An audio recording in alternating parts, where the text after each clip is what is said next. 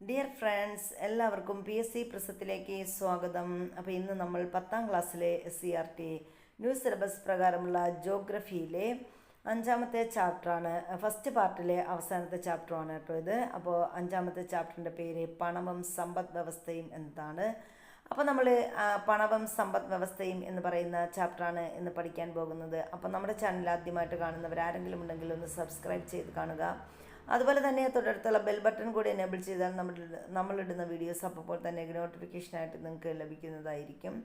അപ്പോൾ നമ്മൾ സമയം കളയാതെ ക്ലാസ്സിലേക്ക് കടക്കുകയാണ്. 10ാം ക്ലാസ്സിലെ SCERT ന്യൂ സിലബസ് പ്രകാരമുള്ള ജോഗ്രഫിയിലെ ചാപ്റ്ററാണ് നമ്മൾ പഠിക്കുന്നത്. അപ്പോൾ PSC ഉദ്യോഗാർത്ഥികൾ, അതുപോലെ തന്നെ HSA, LP, UP, LDC തുടങ്ങി എല്ലാ PSC പരീക്ഷകൾ എഴുതുന്നവർക്കും, അതുപോലെ തന്നെ SSLC സ്കൂൾ ക്ലാസ്സിലെ കുട്ടികളെ മുൻനിർത്തിക്കൊണ്ട് എടുക്കുന്ന ക്ലാസ്സുകളാണ് നമ്മുടെ ക്ലാസ്സുകൾ. അപ്പോൾ നമ്മുടെ ക്ലാസ്സുകൾ ഇഷ്ടപ്പെട്ടാൽ ലൈക്ക് ചെയ്യാൻ മറക്കരുത്. അതുപോലെ തന്നെ നിങ്ങൾക്ക് വേണ്ടപ്പെട്ടവരിലേക്കൊന്ന് ഷെയർ ചെയ്ത് കൊടുക്കുക. കമൻറ്റുകൾ കമൻറ്റ് ബോക്സിലിടുക. അപ്പോൾ നമുക്ക് ക്ലാസ്സിലേക്ക് കടക്കാം. ഇപ്പോൾ നമ്മുടെ ചാപ്റ്ററിൻ്റെ പേര് പണവും സമ്പദ് വ്യവസ്ഥയും എന്നതാണ്. സമ്പദ് വ്യവസ്ഥയിൽ സാധനങ്ങളുടെയും സേവനങ്ങളുടെയും എത്ര കൈമാറ്റങ്ങളാണ് ദിനം പ്രതി നടക്കുന്നതെന്ന് നിങ്ങൾ ചിന്തിച്ചിട്ടുണ്ടോ? വ്യക്തികൾ, ഉൽപാദന യൂണിറ്റുകൾ എന്നിവ തമ്മിൽ നടത്തുന്ന സാധനങ്ങളുടെയും സേവനങ്ങളുടെയും ഇത്തരം കൈമാറ്റങ്ങൾ സുഗമമായത് പണത്തിൻ്റെ ആവിർഭാവത്തോടെയാണ്. അപ്പോൾ പണത്തിൻ്റെ ആവിർഭാവത്തോടെയാണ് എന്ത് ചെയ്യുന്നത്? നമ്മൾ പറയുന്ന ഈ ഉൽപാദക യൂണിറ്റുകൾ, വ്യക്തികൾ എന്നിവർ തമ്മിലുള്ള സാധനങ്ങളുടെയും സേവനങ്ങളുടെയും കൈമാറ്റങ്ങൾ സുഗമമായി നടക്കുന്നത്. സാധനങ്ങളുടെയും സേവനങ്ങളുടെയും കൈമാറ്റം ചെയ്യപ്പെടുന്നതിന് സ്വീകരിക്കപ്പെടുന്ന എന്തിനേയും പൊതുവെ പണമെന്ന് വിളിക്കാം. അപ്പോൾ എന്താണ് പണം? പണത്തിനൊരു നിർവചനമുണ്ട്. സാധനങ്ങളും സേവനങ്ങളും കൈമാറ്റം ചെയ്യപ്പെടുന്നതിന് സ്വീകരിക്കപ്പെടുന്ന എന്തിനേയും നമ്മൾ എന്തെന്ന് പറയുന്നു? പൊതുവെ പണം എന്ന് പറയുന്നു. സാധന സേവന കൈമാറ്റങ്ങൾ വേഗത്തിലാക്കിയതും വിശേഷീകരണം സാധ്യമാക്കിയതും പണമാണ്. അപ്പോൾ പണം എന്തൊക്കെ ചെയ്യുന്നു? സാധന സേവന കൈമാറ്റങ്ങൾ വേഗത്തിലാക്കുന്നതും അതുപോലെ തന്നെ വിശേഷീകരണം സാധ്യമാക്കുന്നതും ആരാണ്? ഈ പണമാണ്. ഉദാഹരണത്തിന് റബ്ബർ ഉൽപ്പാദിപ്പിക്കുന്ന കർഷകർക്ക് അതിൻ്റെ ഉൽപ്പാദനത്തിൽ മാത്രം ശ്രദ്ധ കേന്ദ്രീകരിക്കാൻ കഴിയുന്നത് എന്തുകൊണ്ടാണ്? അവരുടെ ഉൽപ്പന്നമായ റബ്ബർ പണരൂപത്തിൽ മാറ്റാൻ കഴിയുന്നത് കൊണ്ടും ആ പണം ഉപയോഗിച്ച് അവർക്ക് ആവശ്യമുള്ള മറ്റ് സാധനങ്ങളും സേവനങ്ങളും വാങ്ങാൻ കഴിയുന്നത് കൊണ്ടാണ്. പണത്തിൻ്റെ രൂപങ്ങൾ അനുദിനം മാറിക്കൊണ്ടിരിക്കുമെങ്കിലും പണമില്ലാത്ത ഒരു സമ്പദ് വ്യവസ്ഥയെക്കുറിച്ച് നമുക്ക് ആലോചിക്കാൻ പറ്റുമോ? ഇല്ല. കാരണം ഉപഭോക്താക്കൾ, ഉൽപ്പാദകർ, വിതരണക്കാർ എന്നീ തലങ്ങളിൽ പണം മനുഷ്യജീവിതത്തെ സ്വാധീനിക്കുന്നു. അപ്പോൾ മനുഷ്യജീവിതത്തെ സ്വാധീനിക്കുന്നത്, പണം മനുഷ്യജീവിതത്തെ സ്വാധീനിക്കുന്നത് ഏതെല്ലാം തലത്തിലാണെന്ന് ചോദിച്ചാൽ നമുക്കറിയാം. ഉപഭോക്താക്കൾ, ഉൽപ്പാദകർ, വിതരണക്കാർ എന്നീ തലങ്ങളിൽ പണം മനുഷ്യജീവിതത്തെ സ്വാധീനിക്കുന്നു. സമ്പദ് വ്യവസ്ഥയിൽ പണത്തിൻ്റെ പ്രവർത്തനങ്ങൾ സുഗമമാക്കുന്നതിൽ മുഖ്യ പങ്ക് വഹിക്കുന്നത് ബാങ്കുകളാണ്. അപ്പോൾ ബാങ്കുകളുടെ ജോലി എന്താ? സമ്പദ് വ്യവസ്ഥയിൽ പണത്തിൻ്റെ പ്രവർത്തനങ്ങൾ സുഗമമാക്കുന്നതിൽ മുഖ്യ പങ്ക് വഹിക്കുന്നത് ആരാണ്? ബാങ്കുകളാണ്. പണത്തിൻ്റെ ധർമ്മങ്ങളുടെ പശ്ചാത്തലത്തിൽ ഇത് പരിശോധിക്കാം. അപ്പോൾ ഇനി നമ്മൾ പണത്തിൻ്റെ ധർമ്മങ്ങളുടെ പശ്ചാത്തലത്തിൽ എന്താണ് ഇത് പരിശോധിക്കാൻ പോവുകയാണ്. അപ്പോൾ ഇവിടെ ഒരു ക്ലിപ്പൊക്കെ തന്നിട്ടുണ്ട്. എന്താ ജസ്റ്റ് നമുക്ക് പറഞ്ഞു പോവാം. അപ്പോൾ ഇവിടെ ഒരു കുട്ടി അമ്മയോട് പറയുന്നു, അമ്മ തന്ന പണം ഉപയോഗിച്ച് ഞാൻ എൻ്റെ കൂട്ടുകാരനൊരു ജന്മദിന സമ്മാനം വാങ്ങി. അതുപോലെ അച്ഛാ, ഞാൻ ഇന്ന് വാങ്ങിയ പേനയുടെ വില 10 രൂപയും പെൻസിലിൻ്റെ വില 7 രൂപയും ആകുന്നു.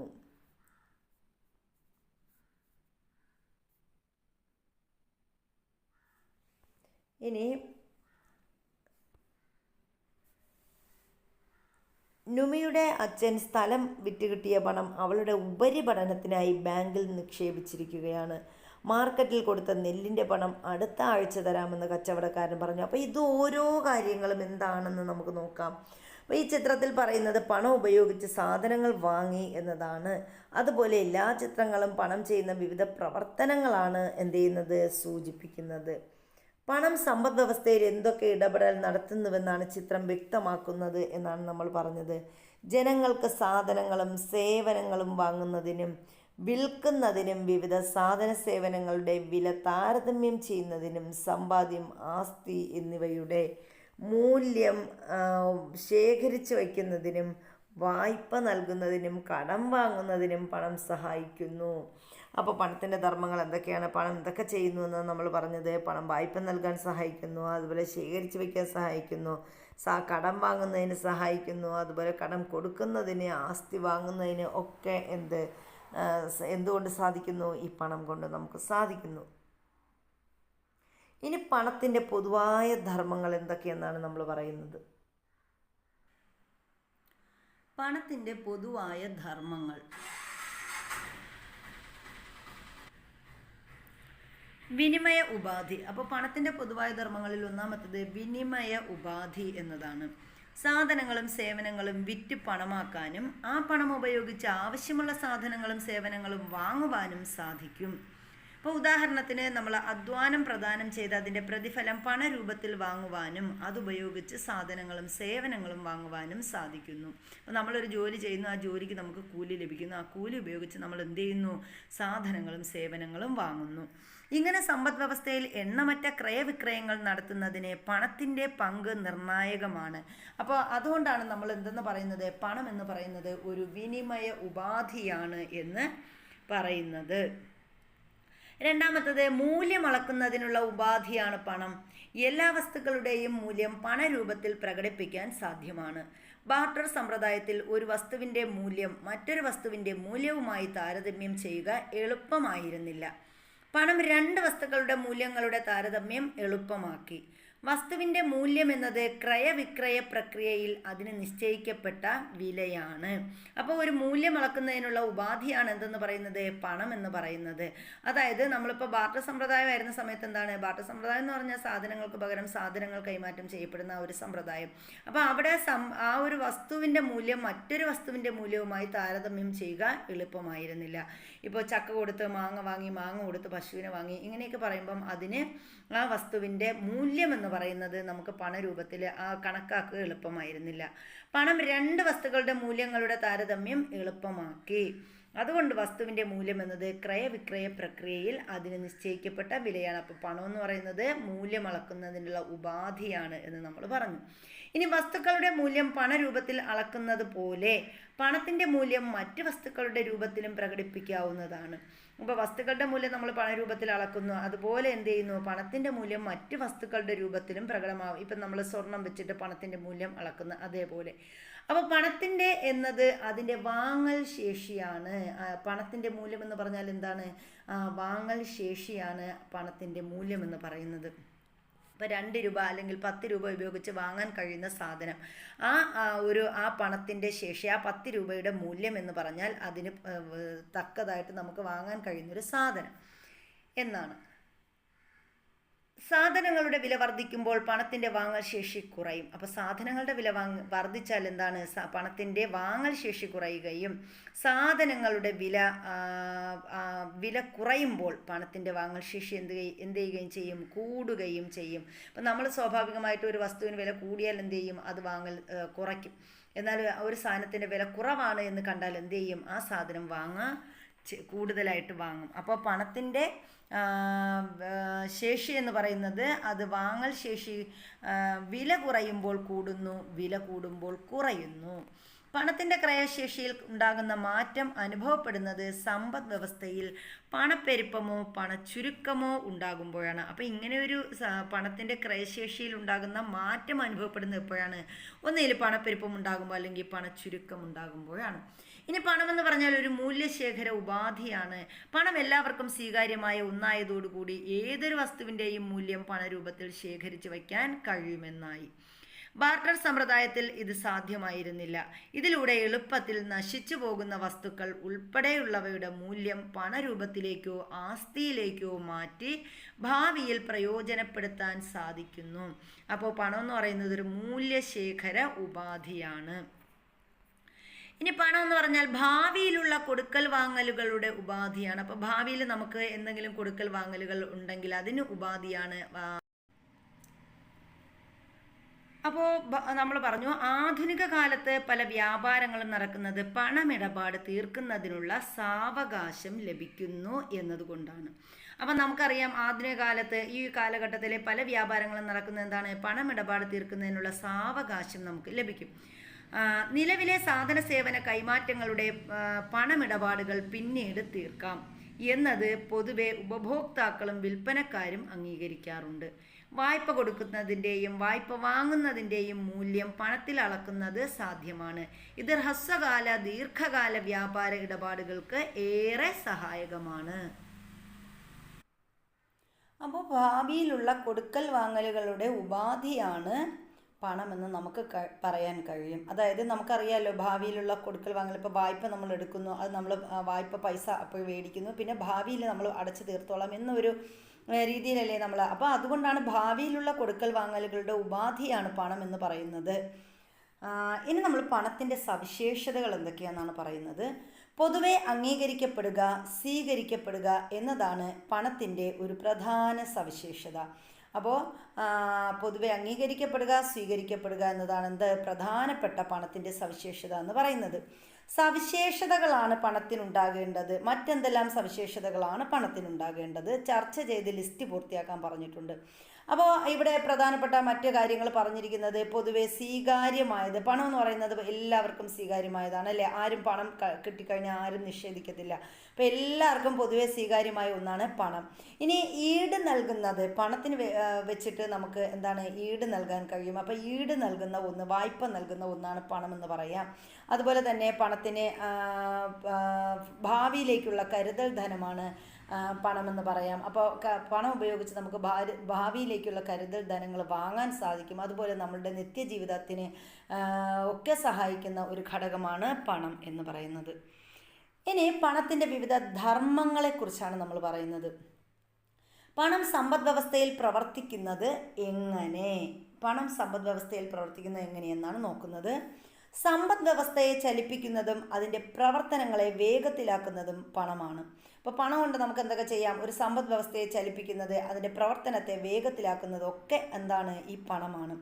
ഉൽപാദനം, വിതരണം, ഉപഭോഗം എന്നീ സാമ്പത്തിക പ്രവർത്തനങ്ങളെ ത്വരിതപ്പെടുത്തുന്നതും ക്രയവിക്രയങ്ങളെ വേഗത്തിലാക്കി സമ്പദ് വ്യവസ്ഥയെ ശക്തിപ്പെടുത്തുന്നതും പണമാണ്. അപ്പോൾ പണം കൊണ്ട് എന്തൊക്കെ സാധിക്കും? വിതരണം, ഉൽപാദനം, ഉപഭോഗം എന്നീ സാമ്പത്തിക പ്രവർത്തനങ്ങളെ ത്വരിതപ്പെടുത്തി ക്രയവിക്രയങ്ങളെ വേഗത്തിലാക്കുന്നതും അങ്ങനെ സമ്പദ് വ്യവസ്ഥയെ ശക്തിപ്പെടുത്തുന്നതും പണമാണ്. ഇതെങ്ങനെയാണ് എന്ന് ഒരു ഉദാഹരണം പറഞ്ഞിട്ടുണ്ട്. അതെന്താണെന്ന് നമുക്ക് നോക്കാം.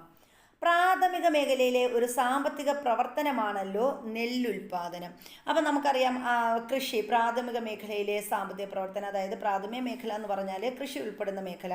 അവിടുത്തെ ഒരു സാമ്പത്തിക പ്രവർത്തനമാണ് നെല്ലുൽപാദനം എന്ന് പറയുന്നത്. നെല്ല് ഉൽപ്പാദിപ്പിക്കുന്ന കർഷകർക്ക് രാസവളങ്ങൾ, വിത്തിനങ്ങൾ, കീടനാശിനികൾ, യന്ത്രസാമഗ്രികൾ, തൊഴിലാളികൾ എന്നിവയെല്ലാം ആവശ്യമായി വന്നേക്കാം. കർഷകർ വളം, യന്ത്രസാമഗ്രികൾ എന്നിവയ്ക്കായി പണം ചെലവഴിക്കുമ്പോൾ അത് വ്യാവസായിക മേഖലയിലെ ഉൽപ്പാദകരുടെ വരുമാന മാർഗമായി തീരുന്നു. ഉൽപ്പാദിപ്പിച്ച നെല്ല് വിപണിയിലെത്തിക്കാൻ ഗതാഗത സൗകര്യത്തെ ആശ്രയിക്കുമ്പോൾ അത് സേവനദാതാക്കളുടെ വരുമാന മാർഗമായി തീരുന്നു. വ്യാവസായിക മേഖലയ്ക്കും സേവന മേഖലയ്ക്കും വരുമാനമായി ലഭിച്ച പണം വീണ്ടും സമ്പദ് വ്യവസ്ഥയിൽ ചെലവഴിക്കപ്പെടുന്നു. ഇങ്ങനെ സമ്പദ് വ്യവസ്ഥയിൽ ചെലവഴിക്കപ്പെടുന്ന ഓരോ കറൻസിയും വീണ്ടും വീണ്ടും കൈമാറ്റം ചെയ്യപ്പെട്ടുകൊണ്ടിരിക്കുന്നു. എത്ര തവണ കൈമാറ്റം ചെയ്യപ്പെടുന്നു എന്നതിനനുസരിച്ച് സമ്പദ് വ്യവസ്ഥയിലെ ക്രയവിക്രയങ്ങളും വർദ്ധിക്കുന്നു. അപ്പോൾ ഒരു സമ്പദ് വ്യവസ്ഥയിൽ എങ്ങനെയാണ് ആ ഒരു ക്രയവിക്രയം നടക്കുന്നത് എന്നാണ് നമ്മൾ പറഞ്ഞത്. അപ്പോൾ പ്രാഥമിക മേഖലയിൽ നിന്ന് എങ്ങനെ വ്യാവസായിക മേഖല, ഇപ്പം നെല്ല് ഉൽപ്പാദിപ്പിച്ചാൽ അതിന് രാസവളം, നെല്ല് ഉൽപ്പാദനത്തിന് രാസവളം, കീടനാശിനി ഇതൊക്കെ വേണം, യന്ത്രസാമഗ്രി വേണം. അപ്പം നമ്മൾ വ്യവസായ മേഖലയെ ആശ്രയിക്കുന്നു. ഇനി വ്യാവസായിക മേഖലയിലാണെങ്കിൽ ആ വ്യാവസായിക മേഖലയിൽ നിന്ന് നമ്മൾ ഗതാഗതത്തിലൂടെയാണ് ഈ വസ്തുക്കളൊക്കെ കൊണ്ടുവരുന്നതെന്ന് ആലോചിക്കുക. അപ്പോൾ ഗതാഗത മേഖല എന്ന് പറയുമ്പം നമ്മളവിടെ സർവീസ്, സേവന മേഖല അത് ആശ്രയിക്കുന്നു. ഇനി ഇവയെല്ലാം ഈ സേവന മേഖലയ്ക്കും വ്യാവസായിക മേഖലയ്ക്കും വരുമാനമായി ലഭിച്ച പണം വീണ്ടും എവിടെ എത്തുന്നു? സമ്പദ് മേഖലയിൽ ചെലവഴിക്കപ്പെടുന്നു. ഇങ്ങനെയാണ് നമ്മൾ ഈ സമ്പദ് വ്യവസ്ഥയിൽ ചെലവഴിക്കുന്ന ഓരോ കറൻസിയും ഇങ്ങനെ കൈമാറ്റം ചെയ്ത് ആ ഒരു സമ്പദ് വ്യവസ്ഥയിലെ ക്രയവിക്രയങ്ങൾ വർദ്ധിക്കുന്നു. ഇനി എൻ്റെ സഞ്ചാരപഥം, ഇവിടെ ഒരു 100 രൂപ നോട്ട് തന്നിട്ടുണ്ട് കേട്ടോ. എന്നിട്ട് എൻ്റെ സഞ്ചാരപഥം എന്നൊരു കുറിപ്പും തന്നിട്ടുണ്ട്. നമുക്ക് നോക്കാം. പണത്തിൻ്റെ ഒരു യൂണിറ്റ് ഒരു നിശ്ചിത സമയത്തിനുള്ളിൽ എത്ര തവണ കൈമാറ്റം ചെയ്യപ്പെടുന്നു എന്നത് പണത്തിൻ്റെ ചാക്രിക പ്രവേഗം എന്നറിയപ്പെടുന്നു. അപ്പോൾ എന്താണ് പണത്തിൻ്റെ ചാക്രിക പ്രവേഗം എന്ന് പറഞ്ഞാൽ, അല്ലെങ്കിൽ velocity of circulation of money എന്ന് പറഞ്ഞാൽ പണത്തിൻ്റെ ഒരു യൂണിറ്റ് ഒരു നിശ്ചിത സമയത്തിനുള്ളിൽ എത്ര തവണ കൈമാറ്റം ചെയ്യപ്പെടുന്നു എന്നതാണ് പണത്തിൻ്റെ ചാക്രിക പ്രവേഗം എന്ന് പറയുന്നത്. പണത്തിൻ്റെ ചാക്രിക പ്രവേഗം കൂടുന്നത് സാമ്പത്തിക വളർച്ച ത്വരിതപ്പെടുത്തുന്നതിനെയും പണത്തിൻ്റെ ചാക്രിക പ്രവേഗം കുറയുന്നത് സാമ്പത്തിക വളർച്ച മന്ദീഭവിപ്പിക്കുന്നതിനെയും സൂചിപ്പിക്കുന്നു. അപ്പോൾ ചാക്രിക പ്രവേഗം കൂടിയാൽ എന്ത് ചെയ്യും? സാമ്പത്തിക വളർച്ച ത്വരിതപ്പെടും. അപ്പോൾ ഈ പണത്തിൻ്റെ ചാക്രിക പ്രവേഗം കുറഞ്ഞാലോ സാമ്പത്തിക വളർച്ച മന്ദീഭവിക്കും. വളർച്ചാ നിരക്ക് കൂടിയ സമ്പദ് വ്യവസ്ഥയിൽ ഉൽപാദകർക്കും ഉപഭോക്താക്കൾക്കും കൂടുതൽ പണം ചെലവഴിക്കാൻ സാഹചര്യമുള്ളപ്പോൾ വളർച്ചാ നിരക്ക് കുറഞ്ഞ സമ്പദ് വ്യവസ്ഥയിൽ ഉൽപാദകർക്കും ഉപഭോക്താക്കൾക്കും കുറച്ച് പണം മാത്രമേ ചെലവഴിക്കാൻ സാഹചര്യം ഉണ്ടാവുകയുള്ളൂ. അപ്പം നമ്മളിവിടെ പറഞ്ഞത് എന്താണ്? വളർച്ചാ നിരക്ക് കൂടിയാൽ എന്ത് ചെയ്യാം? ഈ സമ്പദ് വ്യവസ്ഥയിൽ ഉൽപാദകർക്കും ഉപഭോക്താക്കൾക്കും കൂടുതൽ പണം ചെലവഴിക്കാൻ സാഹചര്യം ഉണ്ടാവും. ഇനി വളർച്ചാ നിരക്ക് കുറഞ്ഞാലോ സമ്പദ് വ്യവസ്ഥയിൽ ഉൽപാദകർക്കും ഉപഭോക്താക്കൾക്കും കുറച്ച് പണം മാത്രമേ ചെലവഴിക്കാൻ സാഹചര്യം ഉണ്ടാവുകയുള്ളൂ. പണമിടപാടുകൾ സുഗമമാക്കുന്നതിനും സാമ്പത്തിക പ്രവർത്തനങ്ങൾ ക്രമീകരിക്കുന്നതിലും പ്രധാന പങ്ക് വഹിക്കുന്നത് ബാങ്കുകളും ധനകാര്യ സ്ഥാപനങ്ങളുമാണ്. ഓരോ രാജ്യത്തിനും അതിൻ്റേതായ ബാങ്കിങ് സംവിധാനം നിലവിലുണ്ട്. അപ്പോൾ ഇന്ത്യയിലെ ബാങ്കിങ് സംവിധാനത്തെക്കുറിച്ചാണ് അടുത്ത് നമ്മൾ പഠിക്കാൻ പോകുന്നത്. അതിൽ വരുന്നതാണ് പണവും കേന്ദ്ര ബാങ്കും. നമ്മുടെ രാജ്യത്ത് പ്രചാരത്തിലുള്ള കറൻസികളുടെയും നാണയങ്ങളുടെയും ഉറവിടം ഏതാണ്? ഈ പണത്തിൻ്റെ എല്ലാം അധികാരി ആരായിരിക്കും? ഓരോ രാജ്യത്തും അതത് രാജ്യത്തിൻ്റെ കേന്ദ്ര ബാങ്കുകളായിരിക്കും ഈ പണത്തിൻ്റെ എല്ലാം അന്തിമ അധികാരി എന്ന് പറയുന്നത്. അപ്പോൾ ഏത് രാജ്യമെടുത്താലും ആ രാജ്യത്തിൻ്റെ കേന്ദ്ര ബാങ്കുകളാണ് എന്തെന്ന് പറയുന്നത്? ഈ പണത്തിൻ്റെ അന്തിമ അധികാരി എന്ന് പറയുന്നത്. ഇന്ത്യയുടെ കേന്ദ്ര ബാങ്ക് ഏതാണ്? ഇന്ത്യയുടെ കേന്ദ്ര ബാങ്കാണ് റിസർവ് ബാങ്ക് ഓഫ് ഇന്ത്യ അഥവാ RBI എന്ന് പറയുന്നത്. റിസർവ് ബാങ്കിൻ്റെ തലവൻ ആരാ? റിസർവ് ബാങ്ക് ഗവർണറാണ് റിസർവ് ബാങ്കിൻ്റെ തലവൻ എന്ന് പറയുന്നത്. അപ്പോൾ ഇങ്ങനെ ഒരു ചോദ്യം വരുമ്പോൾ നമുക്കിത് പ്രതീക്ഷിക്കാം. നിലവിലെ റിസർവ് ബാങ്ക് ഗവർണർ ആരാണ്? അപ്പം നിലവിൽ റിസർവ് ബാങ്ക് ഗവർണർ എന്ന് പറയുന്നത് സഞ്ജയ് മൽഹോത്രയാണ്. 2024 ഡിസംബർ 11 അദ്ദേഹം 26ാമത് ഗവർണറായി ചുമതലയേറ്റത്. അപ്പോൾ സഞ്ജയ് മൽഹോത്ര ഇന്ത്യയുടെ 26ാമത് റിസർവ് ബാങ്ക് ഗവർണറാണ്. 2024 ഡിസംബർ 11 അദ്ദേഹം ചുമതലയേറ്റത്. അതുപോലെ തന്നെ അദ്ദേഹത്തിൻ്റെ പ്രത്യേകത എന്ന് പറയുന്നത് സഞ്ജയ് മൽഹോത്രയുടെ നിയമനത്തെ തുടർന്ന് RBI പുതിയ 20 രൂപ നോട്ടുകൾ പുറത്തിറക്കാൻ തീരുമാനിച്ചിട്ടുണ്ട്. ഇവയിൽ അദ്ദേഹത്തിൻ്റെ ഒപ്പും ഉൾപ്പെടും. എന്നാൽ നിലവിലുള്ള ഡിസൈൻ മാറ്റമില്ലാതെയാണ് ഈ ഒരു 20 രൂപ നോട്ട് പുറപ്പെടുവിക്കുന്നത്.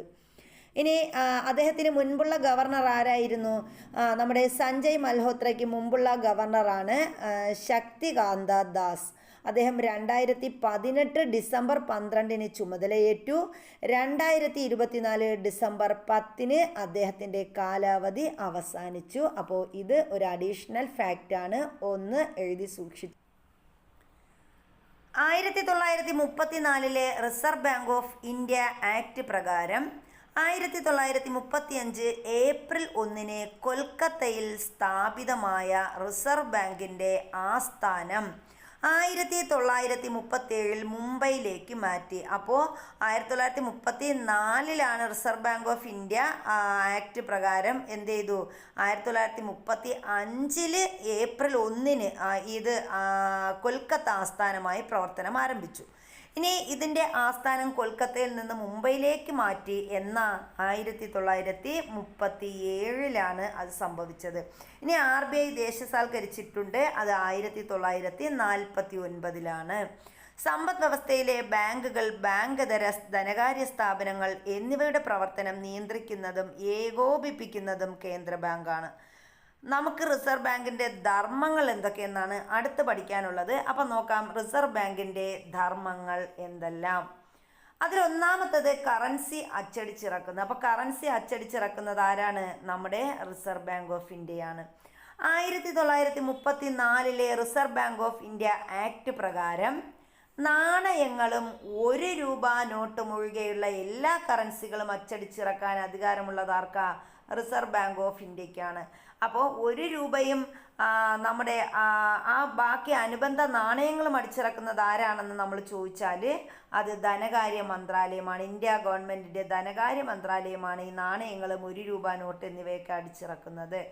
കറൻസികൾ രൂപകൽപ്പന ചെയ്യുക, സുരക്ഷാ സവിശേഷതകൾ ഉൾപ്പെടുത്തുക, അച്ചടിച്ച് വിതരണം ചെയ്യുക എന്നീ ധർമ്മങ്ങളും നിർവഹിക്കുന്നത് റിസർവ് ബാങ്ക് ഓഫ് ഇന്ത്യയാണ്. അപ്പോൾ നമ്മൾ നേരത്തെ പറഞ്ഞതുപോലെ കറൻസി അച്ചടിച്ചിറക്കുക മാത്രമല്ല, പിന്നെന്തൊക്കെയാണ് ചെയ്യുന്നത്?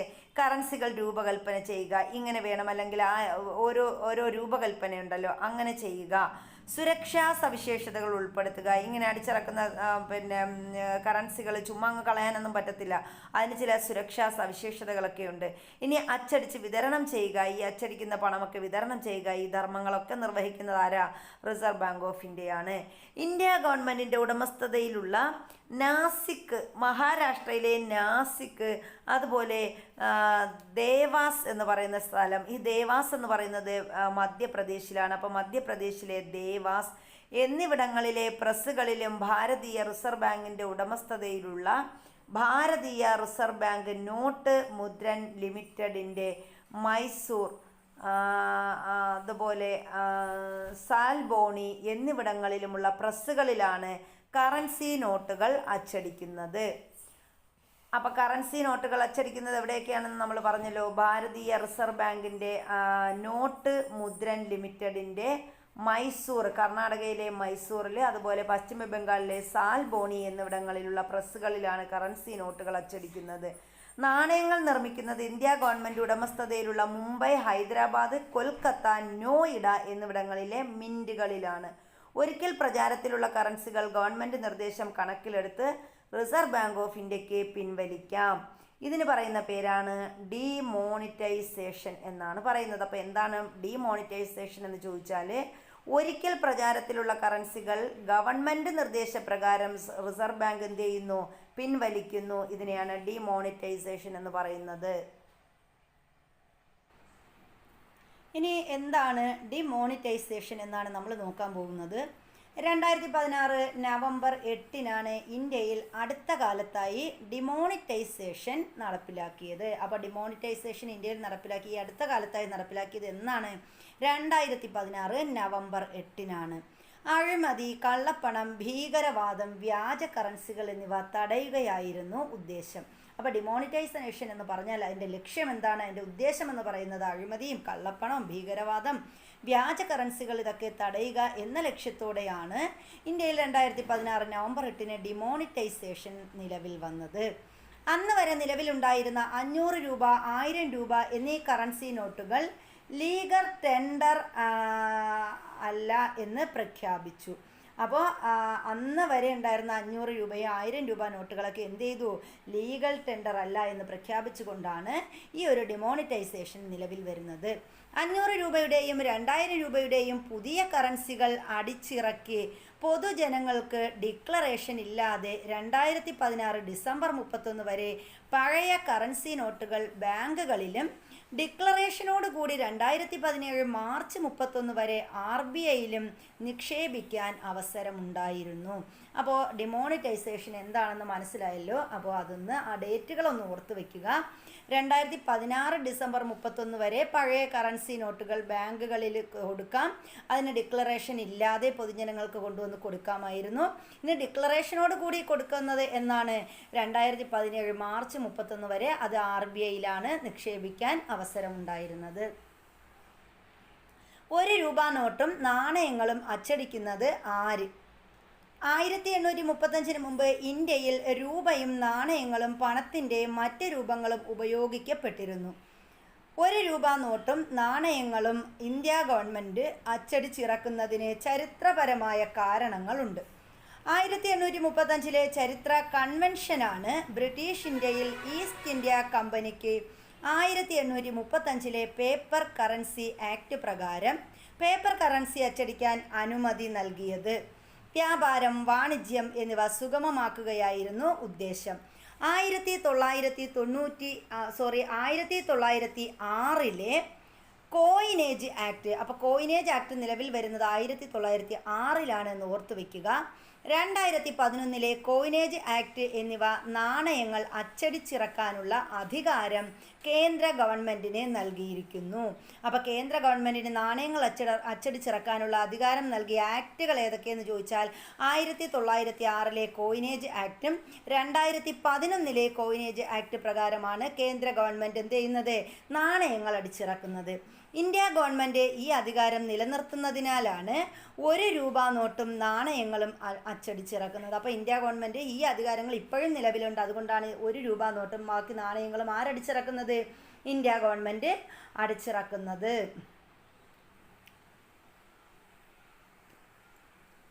ഇനി ബാങ്കുകളുടെ ബാങ്കായി ആര് പ്രവർത്തിക്കുന്നു, റിസർവ് ബാങ്ക് ഓഫ് ഇന്ത്യ പ്രവർത്തിക്കുന്നു. അതിനെക്കുറിച്ചാണ് നമ്മൾ പറയുന്നത്. റിസർവ് ബാങ്ക് ഓഫ് ഇന്ത്യ ബാങ്കുകളുടെ ബാങ്കായി പ്രവർത്തിക്കുന്നു. ആപത് ഘട്ടങ്ങളിൽ ബാങ്കുകൾക്ക് അടിയന്തര വായ്പകൾ നൽകുക, ബാങ്കുകളുടെ കരുതൽ ധനശേഖരം സൂക്ഷിക്കുക, ബാങ്കുകൾ തമ്മിലുള്ള ഇടപാടുകൾ തീർക്കുന്നതിന് സഹായിക്കുക എന്നിവയെല്ലാം ചെയ്യുന്നത് ആരാണ്, റിസർവ് ബാങ്ക് ഓഫ് ഇന്ത്യയാണ്. അതുപോലെ തന്നെ അടുത്തെന്താണ്, പണത്തിൻ്റെ അളവും വായ്പയും നിയന്ത്രിക്കുന്നതും ആരാണ്, റിസർവ് ബാങ്ക് ഓഫ് ഇന്ത്യ. അപ്പം നമ്മൾ പറഞ്ഞു ബാങ്കുകളുടെ ബാങ്കായിട്ട് പ്രവർത്തിക്കുന്നു എന്ന് പറഞ്ഞു. അതുപോലെ ഡിമോണിറ്റൈസേഷൻ്റെ കാര്യം നമ്മൾ പഠിച്ചു കഴിഞ്ഞു. പിന്നെ നമ്മൾ പറയുന്നത് പണത്തിൻ്റെ അളവും വായ്പയും നിയന്ത്രിക്കുന്നത് ആരാണ്, നമ്മുടെ റിസർവ് ബാങ്ക് ഓഫ് ഇന്ത്യ. അപ്പോൾ റിസർവ് ബാങ്ക് ഓഫ് ഇന്ത്യയുടെ ധർമ്മങ്ങളിൽ ഒന്നാമത് നമ്മൾ പറഞ്ഞത് ഒരു കേന്ദ്ര ബാങ്കായിട്ട് പ്രവർത്തിക്കുന്നു. രണ്ടാമത് എന്താ പറഞ്ഞത്, ബാങ്കുകളുടെ ബാങ്കായി പ്രവർത്തിക്കുന്നു. മൂന്നാമത്തത് പണത്തിൻ്റെ അളവും വായ്പയും നിയന്ത്രിക്കുന്നു. എങ്ങനെയാണ് പണത്തിൻ്റെ അളവും വായ്പയും നിയന്ത്രിക്കുന്നത് എന്ന് നോക്കാം. പണത്തിൻ്റെ അളവ് വർദ്ധിക്കുകയും എന്നാൽ ആനുപാതികമായി സാധനങ്ങളുടെയും സേവനങ്ങളുടെയും ഉൽപ്പാദനം വർദ്ധിക്കാതിരിക്കുകയും ചെയ്താൽ സമ്പദ് വ്യവസ്ഥയിൽ കുറച്ച് സാധനങ്ങളും സേവനങ്ങളും കൂടുതൽ പണവും എന്ന അവസ്ഥ സംജാതമാകുന്നു.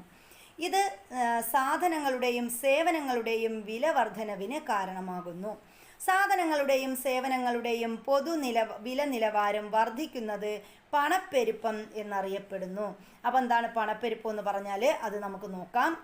സാധനങ്ങളുടെയും സേവനങ്ങളുടെയും വില വർധനവ്, അതിനെയാണ് നമ്മൾ എന്താണ് പണപ്പെരുപ്പം എന്ന് പറയുന്നത്. അപ്പോൾ സാധനങ്ങളുടെയും സേവനങ്ങളുടെയും വില വർദ്ധിക്കുമ്പോൾ ഈ സാധനങ്ങളുടെയും സേവനങ്ങളുടെയും വില നിലവാരം എന്ത് ചെയ്യും, വർദ്ധിക്കും. അതാണ് പണപ്പെരുപ്പം എന്ന് പറയുന്നത്.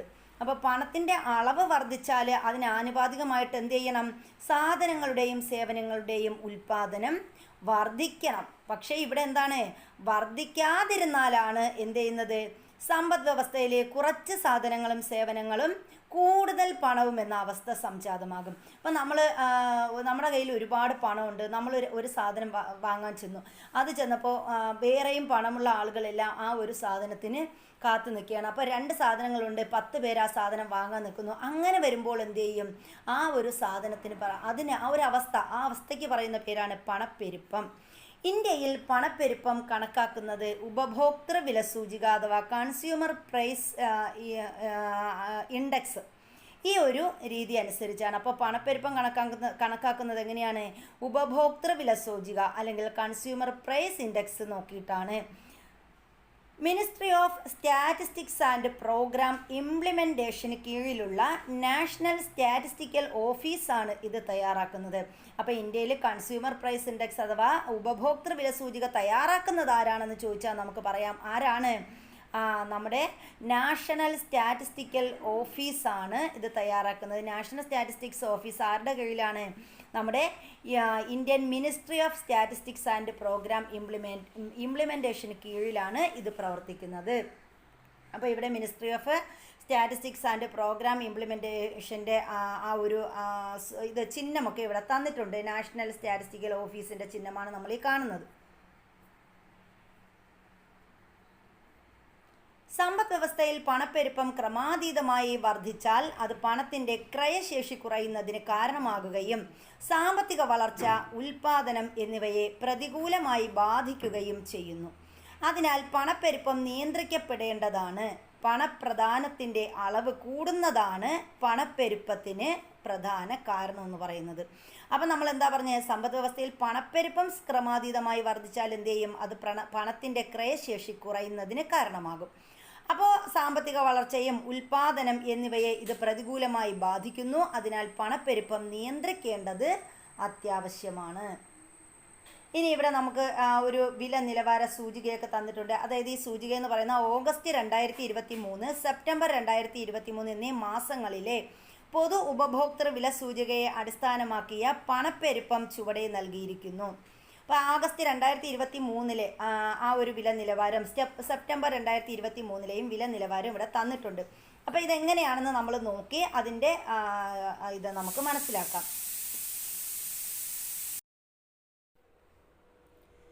എൻ്റെ സഞ്ചാരപഥം, ഞാനൊരു 100 രൂപ നോട്ടാണ്. അപ്പോൾ ഒരു 100 രൂപ നോട്ട് അത് ഏതെല്ലാം വഴികളിലൂടെ സഞ്ചരിക്കുന്നു എന്ന ഒരു പാരഗ്രാഫാണ് ഇവിടെ തന്നിരിക്കുന്നത്. ഇന്ന് രാവിലെ 9 മണിക്ക് ഒരു വിദ്യാർത്ഥി എന്നെ ഒരു കടയിൽ കൊടുത്ത് 50 രൂപ വിലയുള്ള 2 നോട്ട് ബുക്കുകൾ വാങ്ങി. വൈകുന്നേരം 5 മണിക്കുള്ളിൽ എൻ്റെ മൂല്യം പൂർണ്ണമായും ഉപയോഗപ്പെടുത്തിയ എത്രമാത്രം കൈമാറ്റങ്ങൾക്ക് ഞാൻ വിധേയമായെന്ന് നിങ്ങളുടെ ഭാവനയ്ക്കനുസരിച്ച് എഴുതി എൻ്റെ സഞ്ചാരപഥം പൂർത്തിയാക്കുക. അപ്പോൾ ഇത് കുട്ടികൾക്കുള്ള ഒരു വർക്കാണ് കേട്ടോ. അപ്പോൾ നമുക്കും ഇതിൽ നിന്ന് എന്ത് കാര്യം മനസ്സിലാക്കാം? നമ്മുടെ കയ്യിൽ ഇപ്പോൾ ഏതെങ്കിലും ഒരു 500 രൂപ നോട്ടോ അല്ലെങ്കിൽ ഒരു 100 രൂപ നോട്ടോ 50 രൂപ നോട്ട് ഉണ്ടെങ്കിൽ ആ ഒരു നോട്ട് ഏതെല്ലാം മേഖലകളിലൂടെ സഞ്ചരിക്കുന്നു എന്നതാണ് ഈ ഒരു പാരഗ്രാഫ് സൂചിപ്പിക്കുന്നത്. പണത്തിൻ്റെ ഒരു യൂണിറ്റ് ഒരു നിശ്ചിത സമയത്തിനുള്ളിൽ എത്ര തവണ കൈമാറ്റം ചെയ്യപ്പെടുന്നു എന്നത് പണത്തിൻ്റെ ചാക്രിക പ്രവേഗം എന്നറിയപ്പെടുന്നു. അപ്പോൾ എന്താണ് velocity of circulation of money എന്ന് പറഞ്ഞാൽ? അപ്പോൾ അല്ലെങ്കിൽ പണത്തിൻ്റെ ചാക്രിക പ്രവേഗം എന്നതുകൊണ്ട് ഉദ്ദേശിക്കുന്നത് എന്താണ്? പണത്തിൻ്റെ ഒരു യൂണിറ്റ് ഒരു നിശ്ചിത സമയത്തിനുള്ളിൽ എത്ര തവണ കൈമാറ്റം ചെയ്യപ്പെടുന്നു എന്നതാണ് പണത്തിൻ്റെ ചാക്രിക പ്രവേഗം എന്നറിയപ്പെടുന്നത്. പണത്തിൻ്റെ ചാക്രിക പ്രവേഗം കൂടുന്നത് സാമ്പത്തിക വളർച്ച ത്വരിതപ്പെടുത്തുന്നതിനെയും പണത്തിൻ്റെ ചാക്രിക പ്രവേഗം കുറയുന്നത് സാമ്പത്തിക വളർച്ച മന്ദീഭവിപ്പിക്കുന്നതിനെയും സൂചിപ്പിക്കുന്നു.